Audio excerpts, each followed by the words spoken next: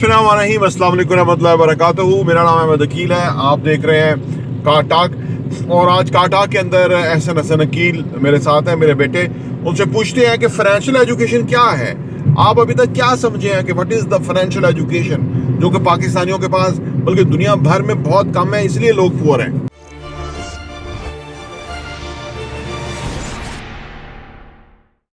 जो financial education है बहुत बड़ा सब्जेक्ट है और काफ़ी बड़ी इसके अंदर एक पूरी आप कहें कि एक अलग से एक पूरी इसमें एक दुनिया है जिसके अंदर मुख्तलिफ डायमेंशन है, मुख्तलिफ साइट है इसके अंदर। अब इसके अगर हम देखें तो इसका अर्निंग से स्टार्ट होता है कि आपने अर्निंग कैसे करनी है और आपने भी उसको यूटिलाइज़ कैसे करना है। अपनी जो अमाउंट आपके पास आती है, जो भी आपके पास आपने पैसा आता है, उसको यूटिलाइज़ कैसे करना है, फिर आपने उसको इन्वेस्ट कैसे करना है, फिर आपने उसको री इन्वेस्ट कैसे करना है। तो इसमें काफ़ी सारे एस्पेक्ट्स हैं, काफ़ी सारे मुख्तलिफ इसमें डायमेंशन है, बट ये कि बहुत बड़ा सब्जेक्ट है ये। और मैंने तो अभी तक यही देखा है कि पाकिस्तान के अंदर इसकी बहुत कम नॉलेज है, बहुत ज़्यादा कम नॉलेज है ना। ये जो नॉलेज इसकी है फाइनेंशियल एजुकेशन, ये तो सिर्फ सोशल मीडिया के थ्रू लोगों को मिल रही है, वरना इसके अलावा तो कोई भी ऐसा किसी किस्म की इंस्टीट्यूशंस नहीं है, किसी किस्म के जो स्कूल्स हैं, कॉलेजेस हैं, वो इस किस्म का नॉलेज नहीं देते। तो ये नॉलेज जो है ये आपको सोशल मीडिया से ही मिल सकता है या फिर आपको यूट्यूब वगैरह जो है यहाँ से मिलेगा, बट इसके अलावा पाकिस्तान में आपको ये नॉलेज कहीं पे भी नहीं मिलेगा। कोई भी इसको इतनी इंपॉर्टेंस नहीं देता, क्योंकि देखिए वो जो ओवरऑल माइंडसेट है हमारा वो थोड़ा सा चेंज है।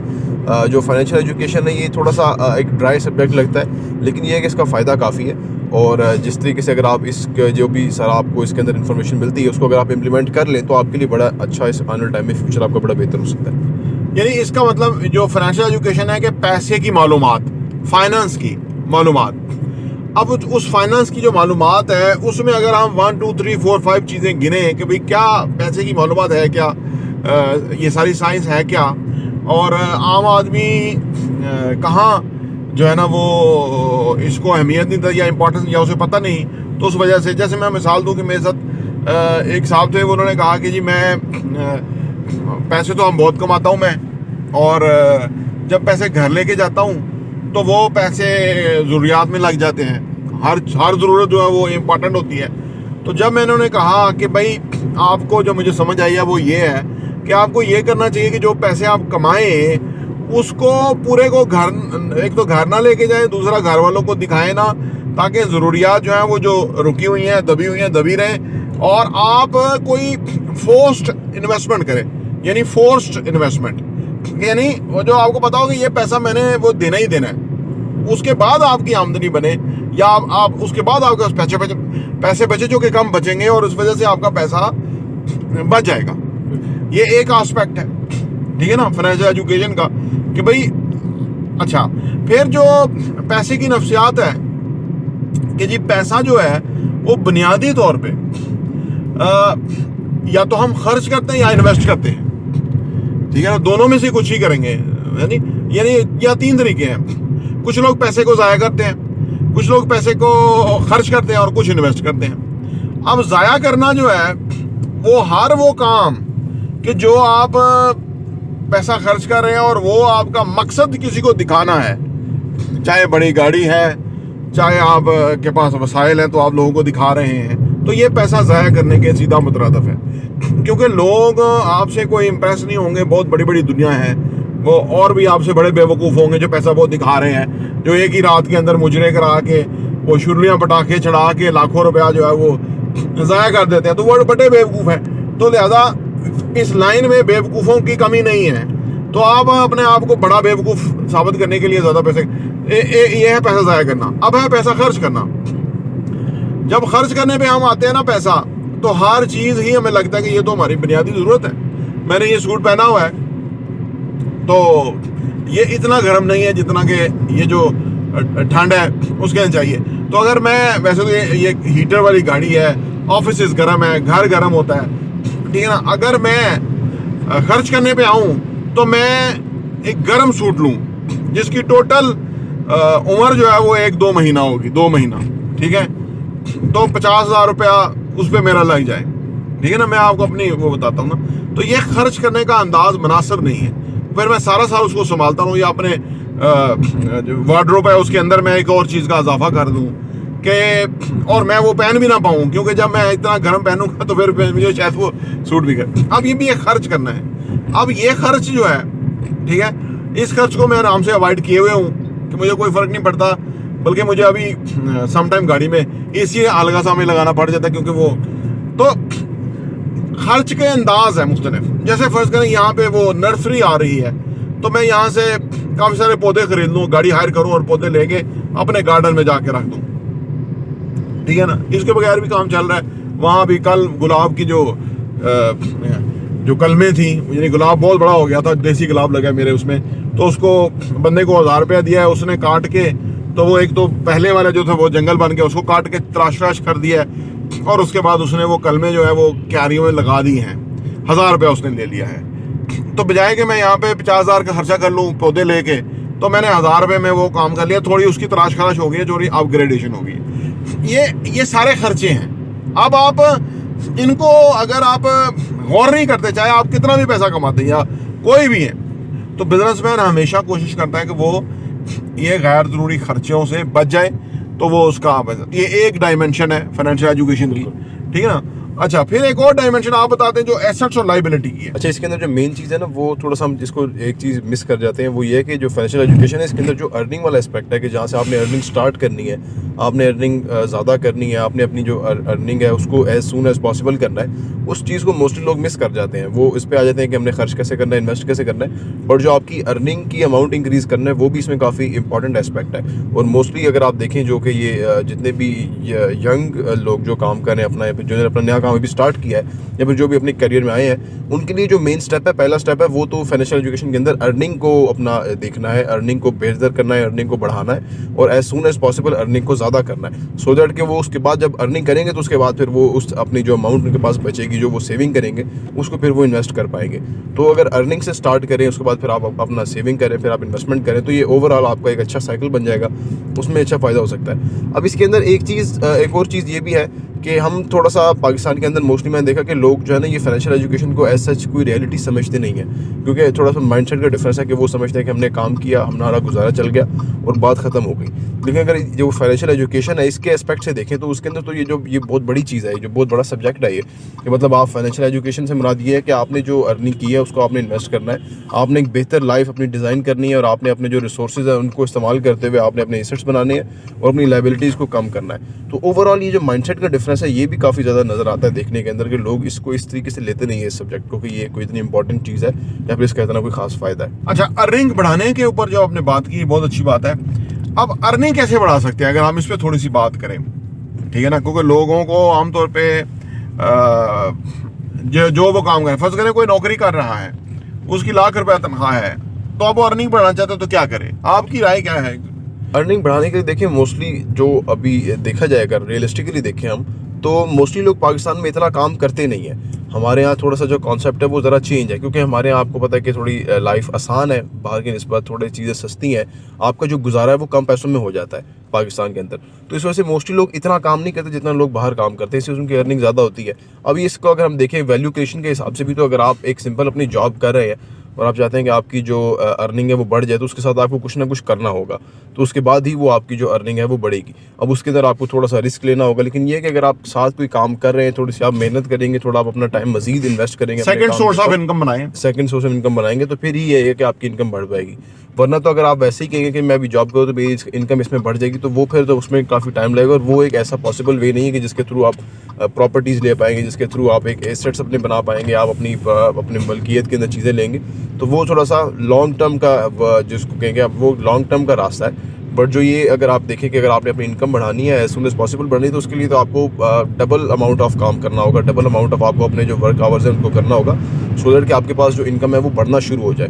अब उसके अंदर ये भी कर सकते हैं कि अगर आप एक जॉब करें तो साथ आप एक पार्ट टाइम कर सकते हैं। अगर आप पार्ट टाइम नहीं करना चाहते, आप रिस्क नहीं लेना चाहते इतना ज़्यादा, तो फिर आप एक और जॉब भी कर सकते हैं। बट ये कि अगर आपने रिस्क ले लिया तो उसका फ़ायदा आपको ज़रूर होगा आने वाले टाइम में, कि अगर आप उस चीज़ से निकल जाएँ और आप अपने काम की तरफ या फिर अपने आप किसी जो कि एज अ फ्रीलांसर अगर आप काम कर लें किसी भी फील्ड के अंदर, तो उसमें भी आपको काफ़ी फ़ायदा हो सकता है, आपकी इनकम काफ़ी ज़्यादा उसमें बढ़ सकती है। अच्छा, ये जो आमदनी बढ़ाने के लिए मुख्तलिफ सोर्स ऑफ इनकम जो है वो जनरेट करने हैं, जैसे एक basic primary source of income है, उसके साथ आप एक एडिशनल सोर्स ऑफ इनकम बनाते हैं। वो जो लाख रुपए वाला बंदा था जिसकी तनख्वाह थी, अब वो क्या और सोर्स उसके क्या हो सकते हैं जिससे वो पैसा कमाए, ठीक है ना। अब असल में अगर आप इंटरनेट पे जाके देखिए ना कि आप क्या क्या कुछ कर सकते हैं, जैसे आप छत के ऊपर अगर मैनेज कर लें, कोई 200 मुर्गियां पाल लें आप साथ साथ, और ये बड़ा दिलचस्प काम है और ये शौक वाला भी है। इसमें अंडे भी मुर्गियाँ देंगी, आगे बच्चे भी निकलेंगे, आगे उसकी आमदनी भी बढ़ सकती है, और आपका एक फारग और फजूल छत है जिसके ऊपर कुछ नहीं हो रहा तो उसमें कुछ करना, बर्ड्स पाल लें, वो भी हो सकता है। लेकिन मैंने ये अंदाज़ा लगाया है कि पाकिस्तान में ना, क्योंकि हम बड़ा कन्वेंशनल सोच के मालिक हैं, हम हर चीज़ के अंदर ना कोई ऐसा बैरियर ढूंढ निकालते हैं कि जिसकी वजह से वो काम नहीं हो सकता या वो सोर्स ऑफ इनकम जनरेट नहीं होता। ट्यूशन पढ़ा लें, ठीक है ना, अगर आपकी इतनी कैपेबिलिटी है, अगर 4 लोगों को आप ट्यूशन पढ़ा देंगे, उसे 10-20 हज़ार रुपया आप उससे कमा लें। अब आप बाजार लोग इसको बहुत छोटा सा समझते हैं। अब ट्यूशन इंडस्ट्री के अंदर करोड़ों रुपया लोग कमा रहे हैं, तो आपने 10-20 हज़ार रुपया का ट्यूशन अभी शुरू किया है, आने वाले टाइम में ये लाखों में जा सकती है, एकेडमी मतलब आगे बढ़ सकती है। ये भी एक तरह का सोर्स ऑफ इनकम है जो कि किया जा सकता है। इसके अलावा और बेशुमार चीज़ें हैं। तो सोर्स ऑफ इनकम, अच्छा कोई आपके पास एक्स्ट्रा स्पेस है उसको किराए पे चढ़ाया जा सकता है, ये भी एक सोर्स ऑफ इनकम हो सकती है। अगर एक बंदा 10 सोर्स ऑफ इनकम बना ले, चाहे एक सोर्स ऑफ इनकम से 1000 रुपये महीना आ रहा है, इससे कोई फ़र्क नहीं पड़ता, 1000 रुपये महीना आ रहा है, लेकिन वो 1000 रुपये महीना आने वाले टाइम में 5000, 10,000, 50,000, लाख में कन्वर्ट होगा। अब इसको ज़रा गौर करेंगे तो आपको पता लगेगा कि भाई यार ये तो बड़ा एक हैरानकुनी हुआ कि तो जो जिसको फाइनेंशियल एजुकेशन नहीं है ना, वो कभी नहीं शुरू करेगा, क्योंकि वो ज़ाया कर देगा टाइम, और करते हैं, और वो ऐसी महफिल में बैठते हैं जहाँ वो कुछ नहीं, कोई कुछ नहीं करता। लेकिन जो लोग कुछ करते हैं, असल में होता क्या है, जैसे साइंटिस्ट के साथ हुआ ना कि वो कोई इन्वेंशन करने जा रहे थे, वो तो नहीं, कोई और चीज़ इन्वेंट हो गई। इसी तरह इसके साथ होता है कि आप एक सोर्स ऑफ इनकम जनरेट करना चाहते हैं, सही है ना, वो उसमें आप फ्लोरिशन को बीच में एक ऐसी चीज़ निकल आई कि आपने कहा यार ये काम जो है ना, ये तो बहुत ज़बरदस्त है, जो कि साथ में हो सकता है। हाँ जी, ये एक तजवीज़ है जो कि तो 10 सोर्स ऑफ इनकम, मैं 2024 में इसी मिशन के ऊपर हूँ कि 10 सोर्स ऑफ इनकम जनरेट करने हैं। ये सारे जो मैं इस पर गौर कर रहा हूँ इन चीज़ों के ऊपर, ठीक है ना। तो यानी जितने सोर्स ऑफ इनकम होंगे और आप उसको किसी सूटेबल बंदे के हवाले कर देंगे और वो आप उसको सुपरवाइज कर लेंगे, कोई चेकलिस्ट रोज़ाना बेसिस पे भी क्या करना था, क्या हुआ है, तो उससे आपकी आमदनी बढ़ जाएगी। तो इसलिए छोटे आमदनी को भी कभी छोटा नहीं समझना चाहिए, क्योंकि वो वक्त के साथ बढ़ती जाएगी। अच्छा, आप ये बताइए कि जो यंग लोगों के अंदर फाइनेंशियल एजुकेशन है, आपने तो बात भी की होगी कुछ लोगों के साथ, तो वो क्या उनको अवेयरनेस है? देखिए, अवेयरनेस होती है थोड़ी बहुत, लेकिन एक्चुअली ज़्यादातर लोग जो होते हैं ना, वो सीरियस नहीं होते इन चीज़ों के बारे में, अपने मतलब लाइफ के बारे में ओवरऑल भी, और वैसे भी जो अर्निंग वाला मामला है इसके बारे में लोग इतना सीरियस नहीं होते। लोग इस चीज़ को इतना सीरियस लेते नहीं। जो मैं कहता था ना पहले कि पाकिस्तान में गुजारा करना बहुत आसान है, तो वो ज़्यादातर लोगों का गुजारा तो चल ही रहा होता है, तो वो उस चीज़ को सीरियस नहीं लेते। अगर वो इस चीज़ को सीरियस लें, अगर वो इस चीज़ के ऊपर थोड़ा सा गौर कर लें और थोड़ा उसको समझ लें, तो उसको उनका ये हो सकता है कि वो बिल्कुल उनका माइंडसेट चेंज हो जाएगा। बिल्कुल जिस तरीके से वो सोचते हैं, जिस तरीके से वो काम करेंगे, वो सब कुछ बिल्कुल ही चेंज हो जाएगा। लेकिन मैंने बताया कि मोस्टली लोग जो है इसको सीरियस नहीं लेते। वो कहते हैं कि यार हमारा निज़ाम चल रहा है, चलता रहेगा, और अभी गुजारा चल रहा है। अब देखें, अगर काम करने का, अगर आप कहीं जाके काम कर रहे हैं और वहाँ पे आपके लिए ये फैंटेसी है कि वहाँ पे काम करने के दौरान आपको 2 घंटे की ब्रेक मिल जाती है और वहाँ पर आपको एक अच्छी जगह भी दी हुई उन्होंने बैठने के लिए, तो वो एक इतना ख़ास बात नहीं है आपके काम के अंदर। काम के अंदर ख़ास बात ये हो सकती है कि आपका जो काम है उसके अंदर आपको जो भी आप सेल कर रहे हैं, फिर जो भी आप काम कर रहे हैं, उसमें आपको एक स्पेसिफिक परसेंटेज भी मिल रहा है, तो वो बेहतर चीज़ है इन टर्म्स ऑफ कि आप वहाँ पे प्रेफर करें कि मुझे 2 घंटे की दरमियान में ब्रेक मिल रही है। तो वो जो थोड़ा सा ये माइंडसेट का डिफरेंस है, ये एक छोटा सा यहाँ पे तो छोटा लगता है, लेकिन आने वाले टाइम में भी बड़ा होकर भी जब भी होगा तो ये ऐसे ही रहेगा। ट्रैप ही रहेगा, एक बंदा ट्रैप में मुब्तला है। बिल्कुल बिल्कुल। अब ये सीरियसनेस नहीं है आपके काम के अंदर कि आप इस चीज़ को पसंद करें कि आपको अगर 2 घंटे की ब्रेक मिल रही है और बाद में आपने फिर दोबारा जाना है, दोबारा आपको काम नहीं करना पड़ता और आपने जल्दी वापस आ जाना है। अब हालांकि अगर आपका माइंडसेट चेंज हो, आपने दूसरे तरीके से इस चीज़ को देखा हो, तो आप कहेंगे यार मैं तो बिला वजह अपना टाइम ज़ाया कर रहा हूँ, 2 घंटे मेरी फिर ब्रेक है, ब्रेक में मुझे फ़ायदा, मुझे मिल क्या रहा है ब्रेक में? कुछ भी नहीं मिल रहा मुझे ब्रेक के अंदर ना। तो अगर ऑन दी अदर हैंड आप उसी काम के अंदर ही आपको उस चीज़ का फ़ायदा हो रहा है और आपका काम जो आप कर रहे हैं उसका आपका गोल हो कि मैंने अपना जो है ना फाइनेंशियल कोई हासिल करने, फाइनेंशियल गोल्स हो आपके, तो उसके अंदर यह है कि आपको बेहतर कोई ना कोई रास्ता मिलेगा और आप कोई बेहतर काम कर रहे होंगे। आप ये नहीं देख रहे हो कि मुझे ब्रेक कहाँ से मिलेगा, फिर मुझे थोड़ा सा रिलीफ कहाँ से मिल जाएगा, फिर मुझे थोड़ी सी छुट्टी कहाँ से मिल जाएगी, तो वो थोड़ा सा आपका चेंज हो जाएगा माइंडसेट इस चीज़ के अंदर। तो जो फाइनेंशियल एजुकेशन है, ये जैसे आपने बताया कि ये कहीं स्कूल, यूनिवर्सिटी, कॉलेज वगैरह से नहीं मिलती है। फाइनेंशियल एजुकेशन का एक एस्पेक्ट है जो कि बहुत इंपॉर्टेंट है, वो है वैल्यू फॉर मनी, कि जो आप पैसा दे रहे हैं क्या उसकी आपको वैल्यू मिल रही है। जैसे कि यूनिवर्सिटियाँ, कॉलेजेस जो है वो डिग्रियाँ जो देती हैं उसके अगेंस्ट बहुत बड़ा पैसा लेती हैं। अब कैसे मेजर करें कि वो वैल्यू हमें दे रहे हैं कि नहीं दे रहे? क्या पता वो जो पढ़ा रहे हैं वो यूट्यूब के ऊपर इससे अच्छा पढ़ाने वाले मौजूद हैं, और वो तो इसको आप कैसे थोड़ा एक्सप्लेन करेंगे? बिल्कुल, ये वैल्यू टू मनी है, ये बड़ी एक इंपॉर्टेंट टर्म है। और ये अगर इसको देखा जाए तो पूरा जो निज़ाम है हमारा, दुनिया का पूरा निज़ाम है, वो सिर्फ इसी एक चीज़ पे चल रहा है। आपकी जो अर्निंग है या फिर आपकी जो स्पेंडिंग है, ईच एंड एवरीथिंग है, वो सिर्फ इस एक वैल्यू टू मनी वाली चीज़ पे चल रही है कि आप वैल्यू लेते हैं तो आप पैसे देते हैं, अगर आप पैसे लेते हैं तो फिर आप वैल्यू देते हैं अगले बंदे को।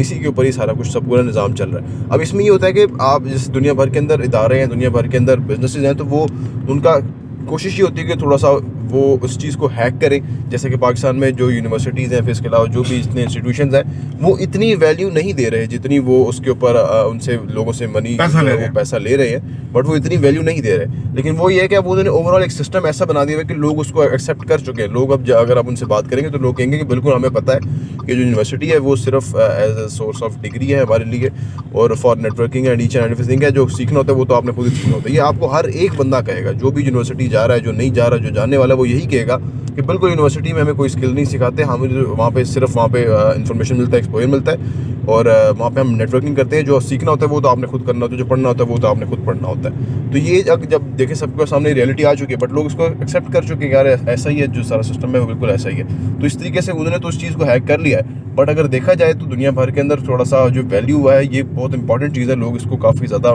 मैटर करते हैं, काफ़ी ज़्यादा ये चीज़ मैटर करती है लोगों के लिए कि लोग अपना जो पैसा देते हैं तो वो उनसे वैल्यू डिमांड करते हैं उसके अगेंस्ट। तो फाइनेंशियल एजुकेशन का मतलब ये हुआ कि ये इसके अंदर जो जितने भी डायमेंशन है या जितने एस्पेक्ट्स हैं, वो सारे जो है ना बंदे को समझ आना, अंडरस्टैंड करना और उसको ज़िंदगी में अप्लाई करना ज़रूरी है। और ये नेचुरली कोई भी चीज़ के ऊपर हम स्लोली एम्फसाइज करते हैं, उसमें इम्प्रूवमेंट होती है और फिर हम आगे बढ़ते जाते हैं। अच्छा, हमने खर्चे की बात कर ली, हमने वैल्यू ऑफ मनी की बात कर ली, हमने एसेट्स लायबिलिटी की बात कर ली, हमने जो बात करनी है वो दरअसल अभी ये इस पे करनी है कि फाइनेंशियल एजुकेशन के अंदर बुनियादी तौर पे एक पहलू है कि आप जो है ना लोगों से ज़्यादा कैसे कमाते हैं। जैसे आपने बात की थी ना कमाने की, कि लोगों से ज़्यादा कैसे कमाएं।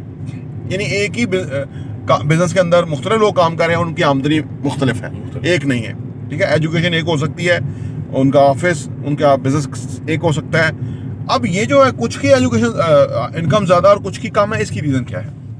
बिल्कुल, इसकी रीज़न ये है कि वो जो एजुकेशन और सारा कुछ है वो तो एक अलग चीज़ रह जाती है। अगर अगला बंदा वैल्यू ज़्यादा दे रहा है तो उसकी इनकम ज़्यादा बढ़ जाएगी, जो कि एक सिंपल बेसिक लॉ है दुनिया भर का भी और इसी का फाइनेंशियल एजुकेशन का भी। तो अगर एक बंदा ज़्यादा वैल्यू दे रहा है किसी बंदे को, या किसी एक काम के अंदर ज़्यादा वैल्यू दे रहा है, एक मार्केट में वो ज़्यादा वैल्यू दे रहा है, तो उसकी इनकम ऑटोमेटिकली बढ़ जाएगी। लेकिन अगर हम देखें कि पाकिस्तान के अंदर मोस्टली ऐसा होता है कि लोगों का जो माइंडसेट है काम के ऊपर, वो ये वैल्यू वाला तो होता ही नहीं है बिल्कुल भी। ज़्यादातर लोग जो है वो काम को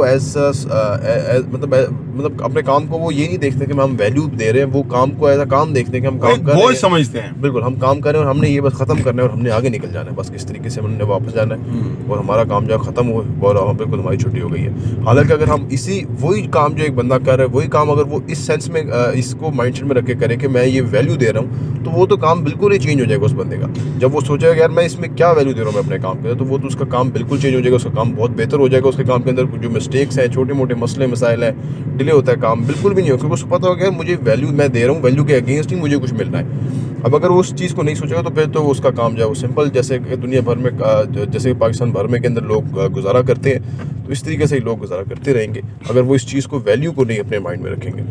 अच्छा, कहते हैं कि अगर आपने अपने काम को बेहतर करना है तो आपको अपने ऊपर काम करना होगा, यानी पर्सनल डेवलपमेंट करनी होगी। अब पर्सनल डेवलपमेंट जितना आप करेंगे उतना ज़बरदस्त आपके काम के ऊपर इम्पैक्ट आएगा, ठीक है ना। तो इसके बारे में क्या ख्याल है कि पर्सनल डेवलपमेंट के अंदर उसको बंदा कैसे अपग्रेड करे, अपने आप को कैसे डेवलप करे, एक ज़्यादा इफेक्टिव इंसान बने, रिजल्ट ओरिएंटेड, यूनिक, है ना, वही वैल्यू देने वाला, यानी चीज़ों को के अंदर डाइवर्सिफाई करने का, इनोवेट करने का, ठीक है ना, वो तभी कर सकेगा जब बंदा पर्सनल डेवलपमेंट के साथ होगा। तो वो पर्सनल डेवलपमेंट कैसे करेंगे? बिल्कुल, देखिए पर्सनल डेवलपमेंट के लिए तो अब तो काफ़ी ज़्यादा ऑप्शंस अवेलेबल हैं, जैसे सोशल मीडिया वगैरह है। सबसे बड़ा तो ऑप्शन यही है, सोशल मीडिया सबसे बड़ा ऑप्शन है। बाकी तो आप किताबें वगैरह कुछ बहुत कम ही लोग पढ़ते हैं, बट जो ये सोशल मीडिया, इससे आप काफ़ी पर्सनल डेवलपमेंट कर सकते हैं। इसका फ़ायदा आपको ये होगा कि आपके अंदर कॉन्फिडेंस ज़्यादा आना शुरू हो जाएगा, आपका कॉन्फिडेंस जो बढ़ जाएगा, खुद एतमादी आप में आना शुरू हो जाएगी। क्योंकि आप जब अपने आप ऊपर काम करेंगे तो फिर आप मुख्तलिफ नई चीज़ें सीखेंगे, मुख्तलिफ चीज़ों को आप समझेंगे कि यार ये मैं गलत करता था, मैं इस तरह से बेहतर कर सकता हूँ। आपको समझ आएगा कि आपने किस तरीके से किसी चीज़ को देखना है, कोई भी काम आपके पास आ रहा है, कोई भी आपके पास हर्डल आ रहा है, तो आपने किस तरीके से उसको देखना है, कोई भी टास्क आ रहा है तो आपने किस तरीके से उसके ऊपर काम करना है। तो ओवरऑल आपका कॉन्फिडेंस काफ़ी बढ़ जाएगा, काफ़ी आपके पास बेहतरी आ जाएगी। अगर आप ये जो पर्सनल डेवलपमेंट है इसके ऊपर आप काम करेंगे, इसके लिए आप सोशल मीडिया यूज़ करें, बहुत ही आसान हो जाएगा आपके लिए। आपको जो भी आपकी रिक्वायरमेंट है, जिस फील्ड में भी आप हैं, उसके रिलेटेड भी आपको इन्फॉर्मेशन मिलेगी। जो आप जिस फील्ड के अलावा भी आप देखना चाहें, जनरल आप देखना चाहें, आपको उसके मुताबिक भी इन्फॉर्मेशन मिलेगी सोशल मीडिया पे। ईच एंड एवरीथिंग आपको मिलेगा। आप यूट्यूब देख लें, फिर आप उसके अलावा जितना भी गूगल पे इन्फॉर्मेशन अवेलेबल है, सब कुछ अवेलेबल है इन्फॉर्मेशन। बस आपने उसको यूटिलाइज़ करना है। अगर आप यूटिलाइज़ करने में कामयाब हो जाते हैं तो आपको उसका बहुत ज़्यादा फ़ायदा होगा। पर्सनल डेवलपमेंट में बहुत इंपॉर्टेंट चीज़ जो है वो स्किल डेवलपमेंट है, कि आपका मल्टीपल स्किल्स हो। स्किल्स सीखने की चीज़ है, स्किल पढ़ने की चीज़ नहीं है कि आपने स्किल पढ़ ली तो आपको नहीं, आपने उसको सीखना है, अप्लाई करना है। उसके बाद आपकी स्किल जो है वो फाइन ट्यून होगी, नेक्स्ट लेवल की होगी। अब इसका मतलब है कि कोई स्किल नहीं सीखेगा तो वो पर्सनल डेवलपमेंट नहीं हो सकती। अब किसको कौन सी स्किल सीखनी चाहिए और उसका क्या तरीका है, पिक एंड चूज करने में क्या तरीका है, क्योंकि जो वो जिस काम में जाए वो उसकी रेलेवेंट स्किल्स उसके पास हों तो वो डिफरेंस क्रिएट कर सकता है बाकियों के लिए। तो कैसे स्किल पिक करें और उसको लर्न करें? देखिए, सब दुनिया का सबसे बड़ा जो मुश्किल क्वेश्चन है ना, वो यही क्वेश्चन है कि किसको क्या करना चाहिए, किसके लिए कौन सा काम है।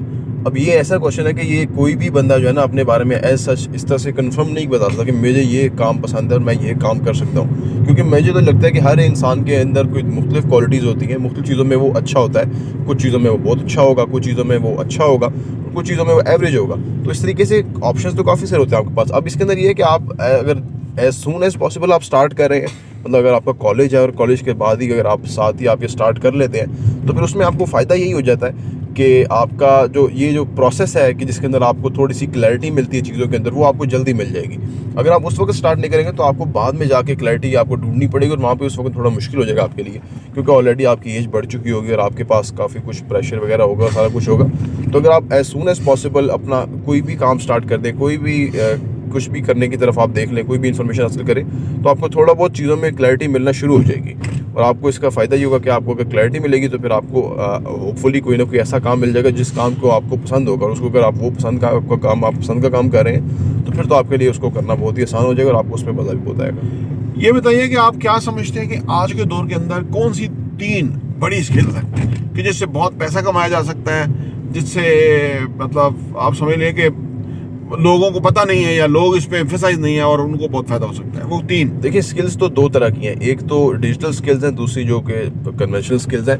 अब डिजिटल स्किल्स की बात करें तो उसके अंदर तो आजकल जैसे कि हम देखेंगे AI वगैरह आया हुआ है, उसके अलावा डिजिटल मार्केटिंग है जिसके अंदर बहुत सारे अभी ऐसी चीज़ें कि ये ऐसे नहीं है कि AI है और एक छोटा कोर्स आपने कर लिया और आप सीख गए। इसमें बहुत बड़ी ये पूरी दुनिया है, एक नई दुनिया है, एक यूनिवर्स है इसके अंदर। और एक डिग्री भी अगर आप करेंगे तो उसमें भी आपको कोई पूरा वो आ नहीं जाएगा, तो मतलब एक पूरा यूनिवर्स है, उसमें मुख्तलिफ डायमेंशन है।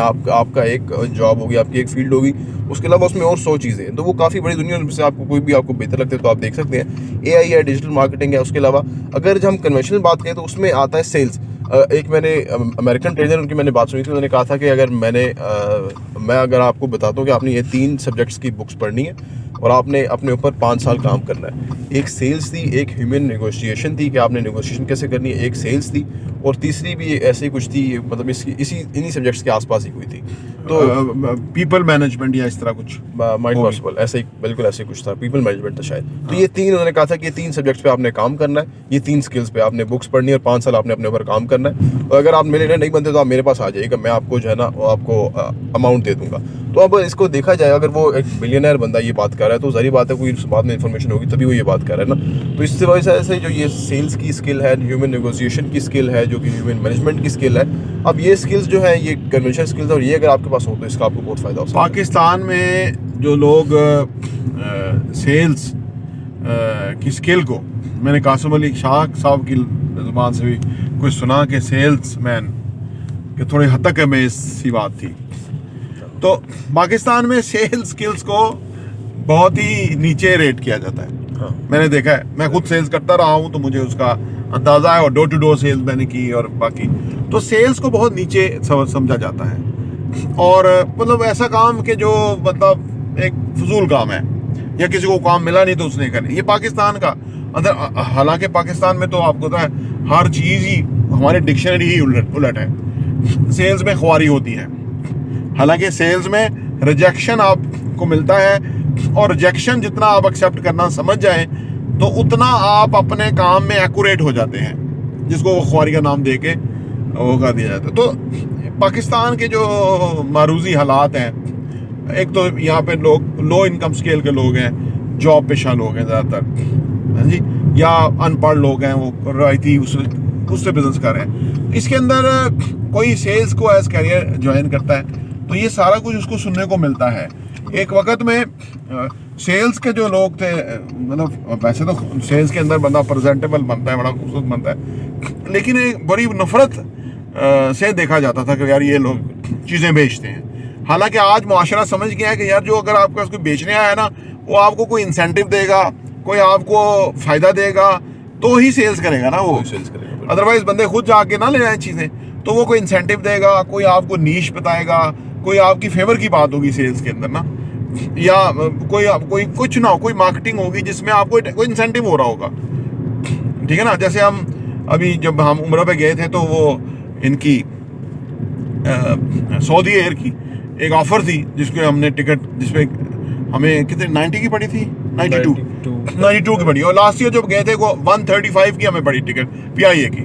तो सऊदी एयर उसमें बेहतर भी था, और वो एक उनकी सेल्स गिरी हुई थी, उन्होंने एक स्कीम निकाली, उसमें लोगों ने बहुत फ़ायदा उठाया। तो आप देखो कि यानी 43,000 रुपीज़ एक टिकट पे हमें वो फ़ायदा हुआ था। तो हमें कोई मजबूरी तौर पे 2-2.5 लाख रुपए का फ़ायदा हुआ लास्ट ईयर के मुकाबले में। तो अब सेल्स को जो पाकिस्तान में जिस तरह समझा जाता है, आप उसको किस तरह एक्सप्लेन करेंगे? बिल्कुल ऐसा ही है। एक्चुअली देखें, सेल्स का थोड़ा सा ना अब कॉन्सेप्ट भी चेंज होता जा रहा है। पहले तो ये था कि जिस तरह से कन्वेंशन सेल्स करते थे, थोड़ा सा मैंने भी वो ट्राई किया था, देखा था, उसका एक्सपीरियंस लिया था, वो अच्छा एक्सपीरियंस नहीं था, काफ़ी मुश्किल एक्सपीरियंस था। बट ये है कि अब वो आहिस्ता आहिस्ता लोग उसके अंदर थोड़ा चेंज आ रहा है। अब मोस्टली लोग ऐसे ट्राई नहीं करते सिंपल सेल्स करने की। अब वो जो सेल्स है वो डिजिटल मार्केटिंग के थ्रू हो रही है, वही सेल जो है अब वो कंटेंट के थ्रू हो रही है, वही सेल्स अब जो है वो आपका अपना ब्रांडिंग के थ्रू हो रही है सारा ओवरऑल। तो वो बिल्कुल कॉन्सेप्ट अब सेल्स का चेंज हो गया। अगर हम सेल्स को वैसे ही बात करें तो ये बहुत बड़ा एक सब्जेक्ट है इसके अंदर, क्योंकि आपको ह्यूमन साइकी समझनी पड़ती है, इसके अंदर आपको मार्केटिंग समझनी पड़ती है, इसके अंदर आपको जो सेल्स के बेसिक्स है वो समझने पड़ते हैं, फिर आपको उसके अंदर जो कस्टमर है उससे डील करना, जो कस्टमर है उसके जितने भी प्रॉब्लम्स हैं, जितने रिजेक्शन उसको समझना, ऑब्जेक्शन हैंडलिंग करना। तो ये सारा काफ़ी बड़ा सब्जेक्ट है जो कि अगर आपके इसमें इंटरेस्ट है तो इसमें आपको जो है ना अच्छा फ़ायदा हो सकता है। नाज़रीन, फाइनेंशियल एजुकेशन के ऊपर हमने बात की, इंशाल्लाह कल एक और मौजू के साथ हाजिर होंगे। प्रॉपर्टी टीवी देखने का बहुत बहुत शुक्रिया।